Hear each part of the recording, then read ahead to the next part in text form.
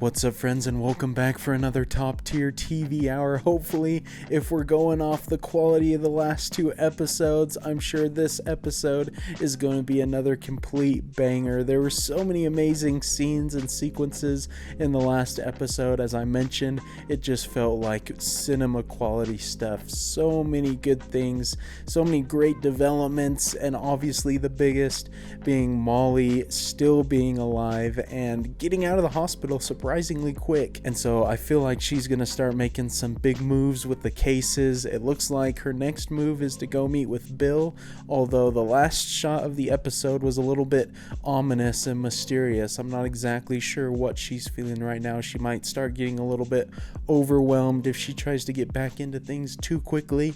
But then we also have Malvo, whose story is kind of up in the air right now because he took out all the bigwigs in Fargo, or who I assume were kind of the head of the snake of that whole operation. And so I don't know what he's gonna do. Also with that scene, I don't know if Key and Peele were just kind of cameos or if they're going to have a recurring role now as well as the FBI agents if that case goes any farther. But there's so many exciting avenues that this show could take, and with only 3 episodes left in the season, I feel like we are in for a lot more surprises than we've already seen. And so hopefully you guys enjoy watching along with me for this episode, and without further ado, let's just jump straight into episode 8. Mr. Nygaard! Oh, you betcha. Oh my gosh, dude. Replacing the faulty washer finally, or dryer, whichever one it is. Stop making them pretty quick. Surprised to see her, truth be told.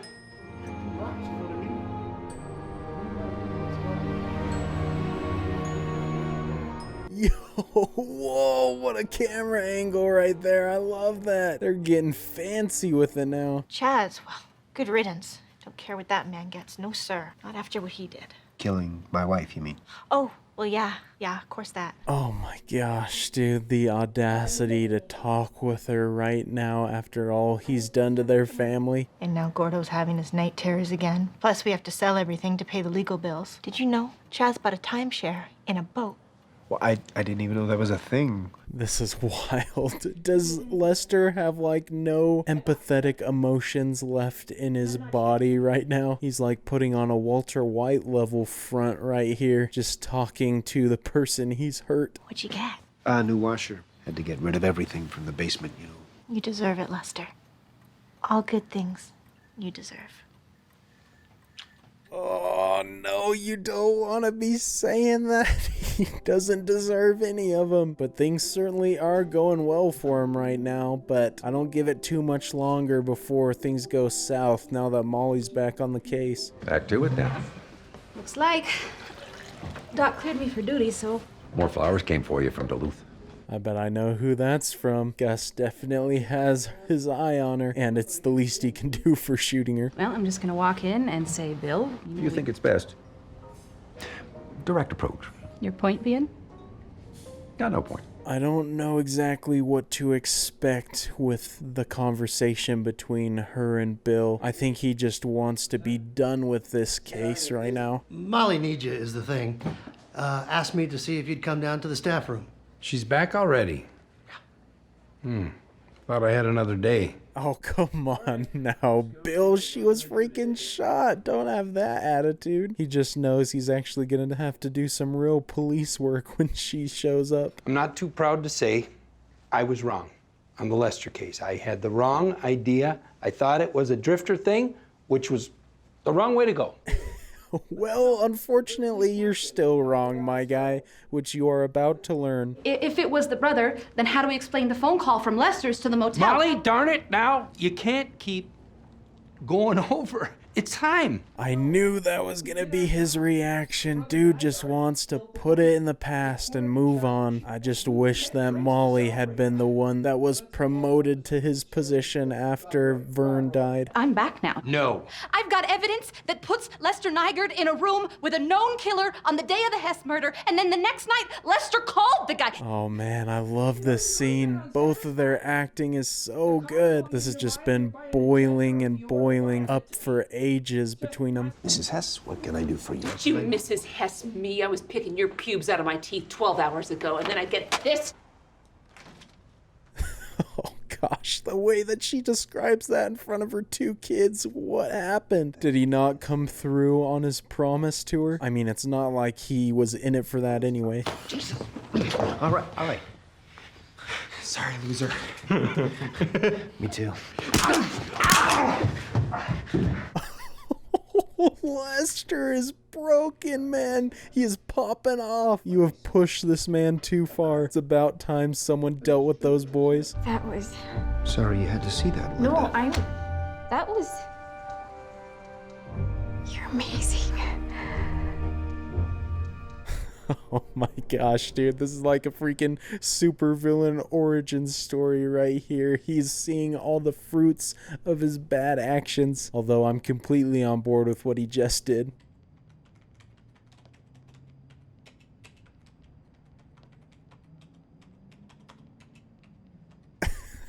Oh, I love that they're still in the show and not just like a small part in last episode. Also that they brought both of them in and not just one or the other. The casting in this is great. What Agent Pepper is trying to say, the syndicate spree killing, yes, technically we were there outside in our car. You have to see it as a positive because it leaves us poised. They have no chance of keeping their positions. I guess I didn't even consider that they could get in trouble for lack of attention during that whole situation. Listen, sir, This is where you work now. we are highly effective, highly trained. I have a commendation. Oh no, dude, they just got mad demoted. That sucks. I mean, I don't know what these guys were capable of before, but that is a pretty big mishap that they had last episode.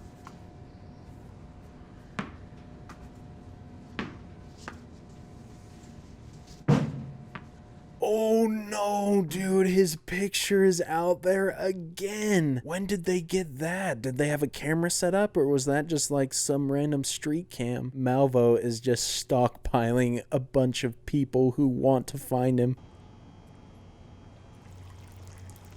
Dude, is that Malvo right there?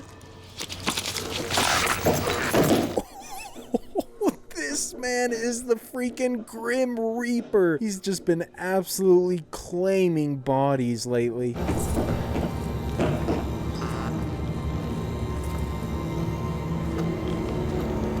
The focus on his face is so unsettling. I guess he's just coming to finish the job with Wrench as well. He knows too much information. Never heard of a deaf hitman. Carolina Murphy had his tongue cut out by an Indian back in the 80s. He worked a little after that, but never quite the same. I can't imagine what is going through his mind right now, just waking up and seeing the guy that killed his partner here. You're unemployed now, by the way, in case you don't read the papers.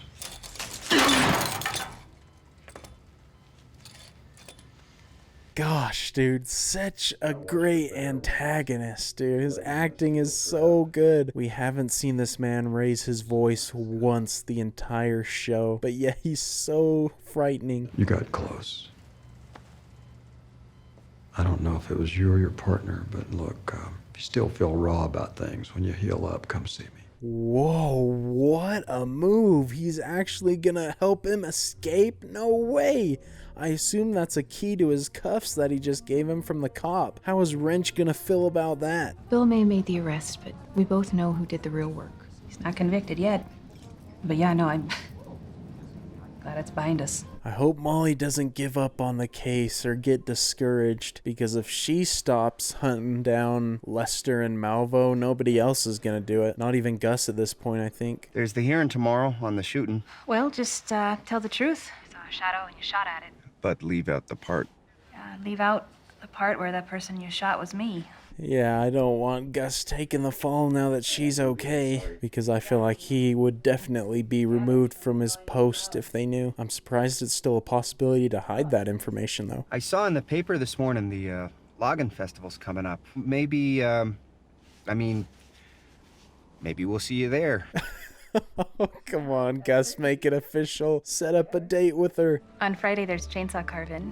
And on Saturday, they roast a pig underground. I didn't know that you could do that. On What is happening with the camera right now? And the music has me stressed. Is something bad gonna happen all of a sudden?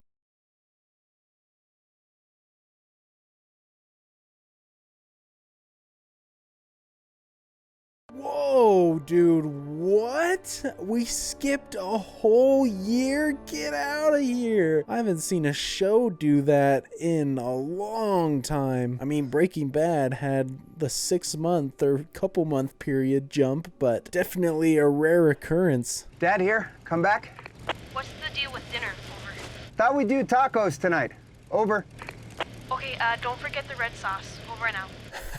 Was that Molly's voice I heard there at the end? Oh, I love it. They're actually together, at least for dinner. And it's also cool to see Gus in the job that he wanted originally as a postman. I'm home. You forgot the food, didn't you? Mom home? Yeah. That your dad? You remember the red sauce? Oh, what? They're having a baby. Let's go. Oh, man, they deserve a happy family life. This is great. This came out of nowhere, too. Molly had a friend of hers that got killed last year, so we'll go over there and pay our respects. It was, Vern, right? Yeah. He's a chief before Bill. Dang, man. So I'm going to guess that Lester hasn't been caught in this year span. Bill is still the chief. Malvo is still at large. This really has made things interesting going forward.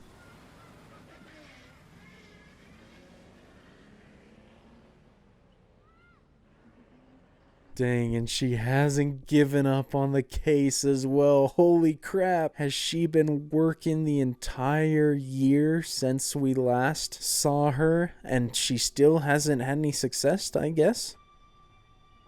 I called a couple times now about the Fargo Syndicate massacre, how I might know the fella responsible. Looks like those suspicions were investigated and dismissed. Well, yeah. What? How do they dismiss something like that with clear photo evidence? Twice now he's been captured on camera and nothing happened. Remove one body from a cemetery, it's still a cemetery, but a cemetery with no bodies, what's that?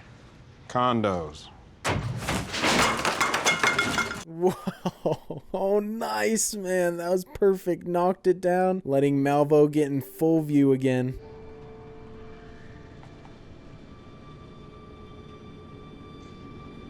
If it's really been a year, I would suspect that Malvo is long gone, right? I can't imagine he'd still be in town. Isn't a girl supposed to scream when she knows she's going to see a dead body?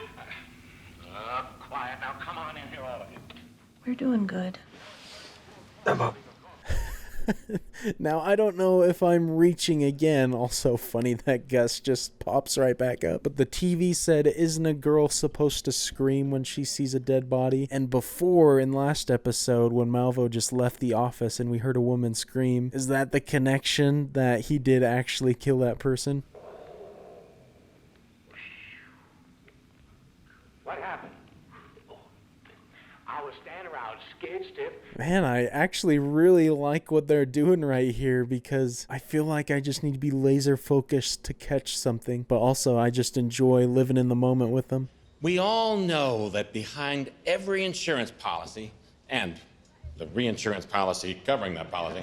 Wait a second, bro. Insurance salesman of the year, do not tell me that this is gonna be Lester. This man really does the unthinkable and just soars to the top if that's the case. I give you Insurance Salesman of the Year 2007, Lester Nygaard.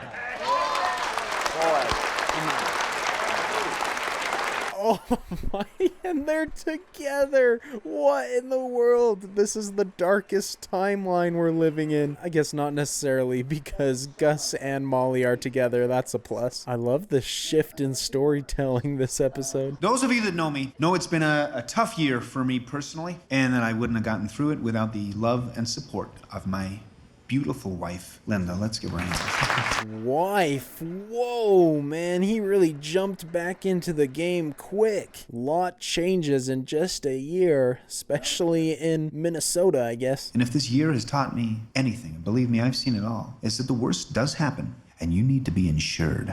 Thank you so much. It's a great honor. That is a very fitting speech for an insurance salesman. I can't believe how well he's doing for himself, though.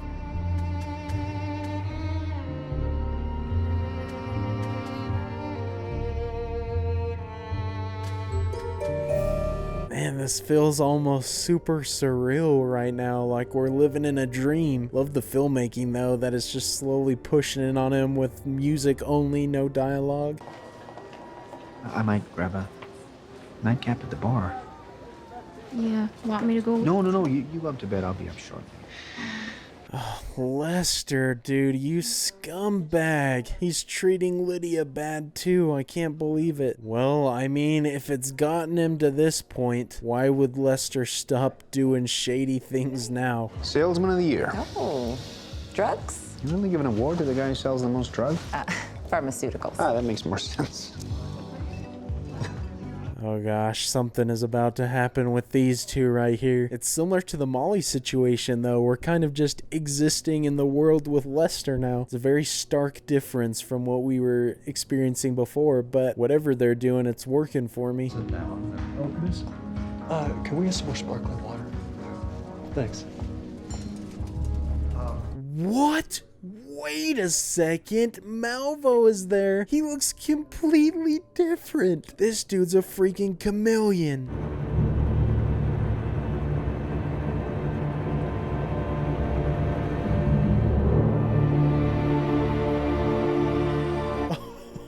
I love the music and the camera move. That's brilliant. It's just bringing back all the bad memories for Lester.